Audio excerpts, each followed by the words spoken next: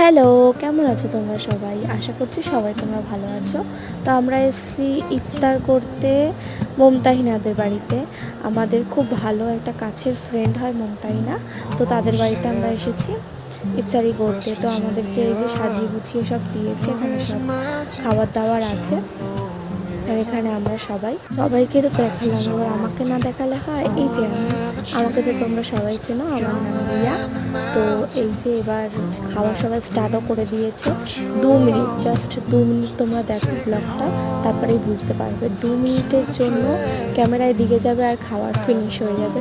তো জয়শ্রীকেই বারবার দেখাচ্ছিলাম, ও একটুখানি খেতে ভালোবাসে, তাই জন্য ওকে আমরা সবসময় বলছিলাম যে তুই সব খাবার শেষ করে দিয়েছিস। ওর সাথে অনেক ইয়ার্কি করেছি, কিন্তু সিরিয়াসলি ওই আমাদের সবাইকে মাতিয়ে রাখে।